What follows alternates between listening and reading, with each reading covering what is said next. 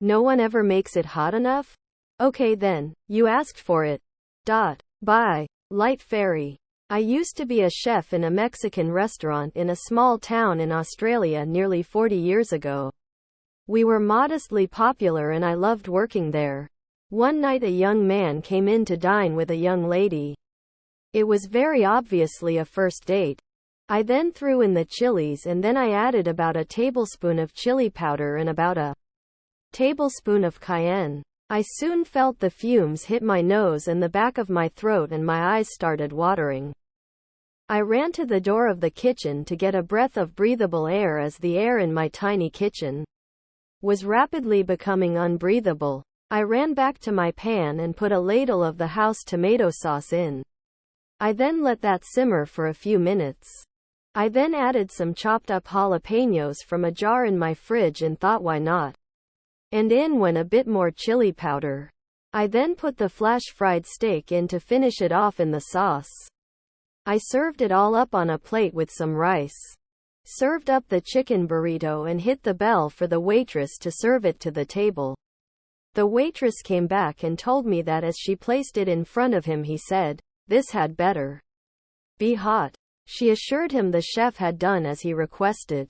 I went to the door of the kitchen, joined by my waitress, to watch the show unfold.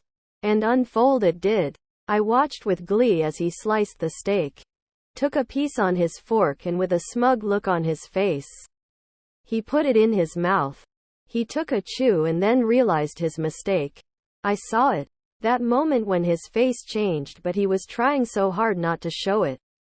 He couldn't. He was on a date and he had bragged so hard and now he had to go through with it. He ate the steak. I could see every ounce of pain on his face. He struggled. He struggled hard. His date watched him with a slight smile on her lips and I got the impression that she was thoroughly enjoying his pain. He went through several jugs of water. He sweated. He barely spoke. He looked damned uncomfortable. At the end of the meal I came out of the kitchen and asked him if he had enjoyed his meal. His words could have been hotter. He never came back. They ordered a nachos to share with a side of jalapenos for their entree. And he ordered a steak Veracruz, hot, for his main and the young lady ordered a chicken burrito, mild, for hers. As I usually did throughout the night. His date? She became a regular and told us he was an insufferable fool and she never saw him again. I have no regrets other than I wish Carolina Reapers had been around then.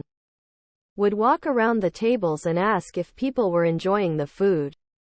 After the nachos I checked on them and the young man informed me that the chili that accompanied the nachos were not hot at all and that he loved hot food. I was informed that he had traveled extensively and had eaten some of the hottest food in the world and that no one had ever made a dish too hot for him. He reiterated that he wanted his steak main extra hot. To be honest, I found him to be pompous and rather obnoxious in the way he was speaking down to me, and found myself taking a disliking to him. I will add at this point that the young lady was looking a little uncomfortable and I got the impression her date was not going as she had expected. I headed to the kitchen.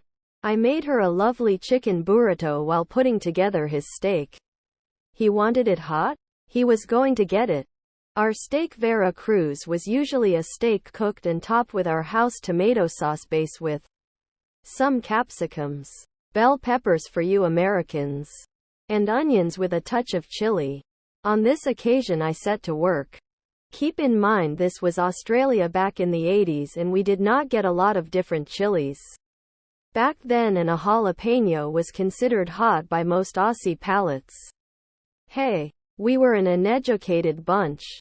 I had a few bird's eye chilies in the kitchen that were mainly there for the staff and the resident Mexican guitarist's meals, so I started with those. I finally diced about 10 of those with their seeds.